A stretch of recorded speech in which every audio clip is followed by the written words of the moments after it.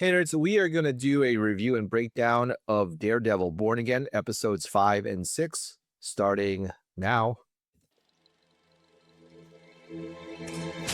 Welcome back to the Nerd Social. I am Colin. So, episode 5 is titled With Interest. It is written by Grainne, Godfree, and directed by Jeffrey Nachmanoff. Episode 6 is titled Excessive Force. It is written by Thomas Wong and directed by David Boyd. So my spoiler-free thoughts on, first of all, episode 5 is that it's a little more lighthearted episode with a familiar character that's in the episode, but it's still very violent overall. It matches the tone of the first 4 episodes. The familiar character helps Matt with his financial issues. There's also some very good interplay between the police and the robbers that gets a chuckle. There's also a little bit of a mystery as to what the robbers are looking for. It does show at the very end of the episode, but still a mystery nonetheless. And there's a lighthearted ending to the episode, and hopefully there's a promise of something that's going to get followed through, which is what Marvel has had trouble with over this whole multiverse saga. In terms of episode 6 thoughts, this episode was much more violent and disturbing as the villain character Muse and all of his sadistic things have been revealed. Also, there's a very violent encounter between Mayor Fisk and another character that we will talk about. Definitely much more confrontational between the mayor and the wealthy interests, and that's a very interesting scene in itself. Heather also tries to learn more about vigilantes, trying to prod Matt into giving up the Punisher. Then also there's a very dramatic rescue at the end of episode 6. In terms of rating, I would give episode 5 a 8, which is a road trip. I think it's very good to have a familiar character back in the fold, and the interplay between the cops and the robbers was pretty interesting as well. In terms of the rating for episode 6, I would give it a 9 out of 10, which is a movie marathon. I think it was very disturbing and also a very violent episode, but definitely the stakes have been raised and things are coming to a head, as we can see at the end of it. So those are my spoiler-free thoughts on episodes 5 and 6. If you would like to hear more about what I have to say about this episode and about all of our other content, please like, share, and subscribe for more. So without further ado, spoilers ahead for Daredevil Born Again, episodes 5 and 6.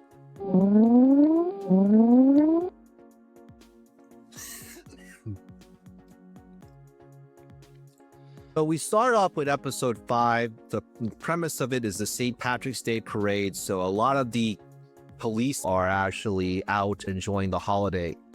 Matt goes to a bank to ask for more money from Kamala Khan's father, who is Yusuf Khan. He is the assistant bank manager of New York Mutual.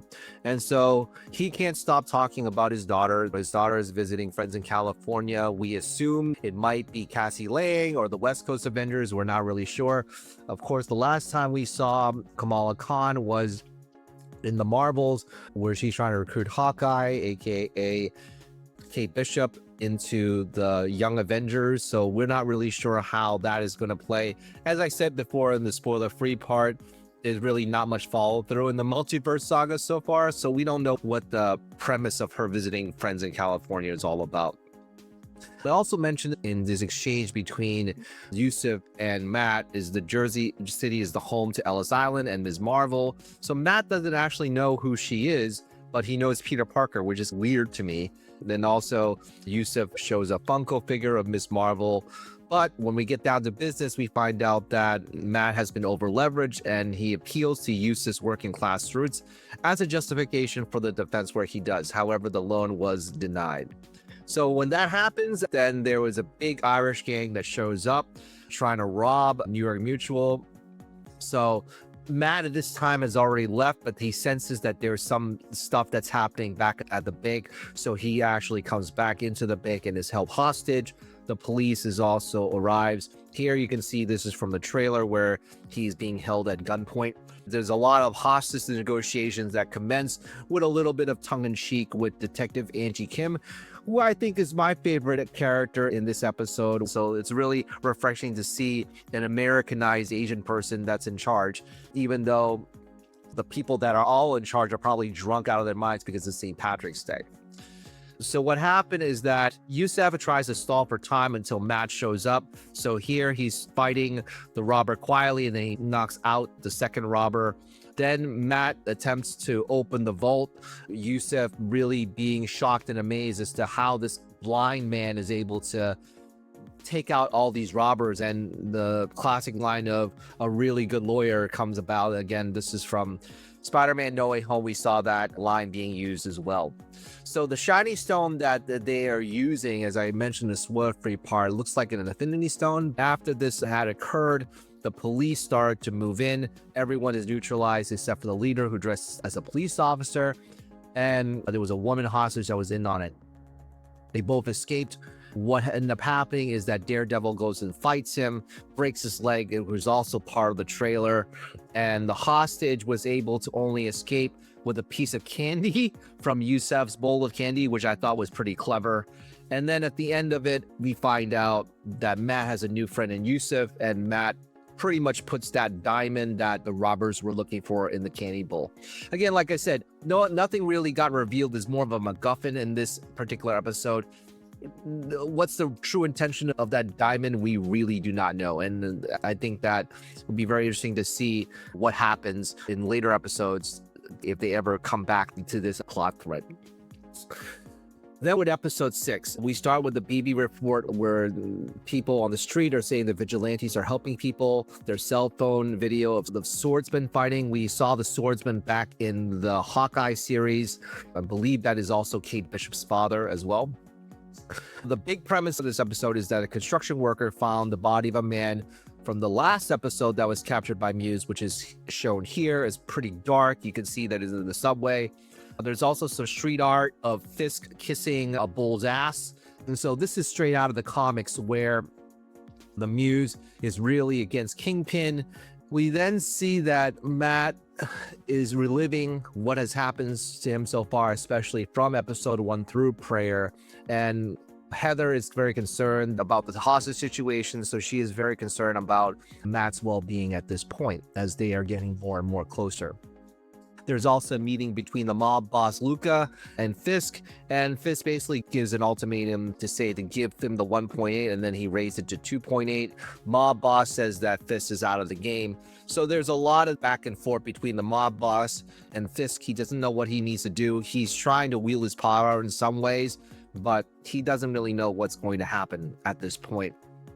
Then they found out that the mural was made out of human blood. What the sanitation worker had found out that there is a mixture of blood into the paint in which they're painting the murals, and then they put epoxy on top of it to make the murals impervious to being washed.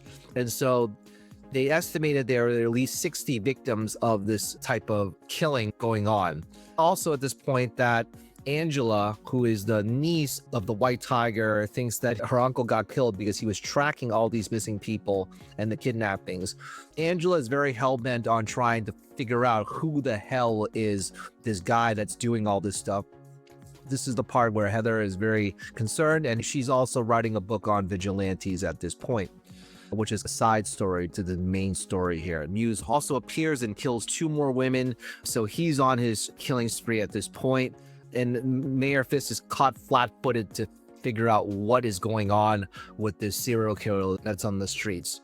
As I mentioned, Swordsman is in this particular episode, makes a cameo as one of the wealthy donors.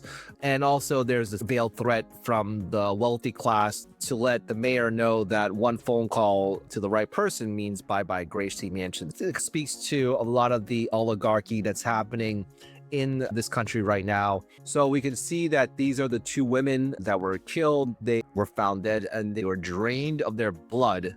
Caught flat-footed, Fisk then springs into action by creating this anti-vigilante task force, or basically they're just Punisher fanboys. They have special privileges, his own Gestapo for the most part.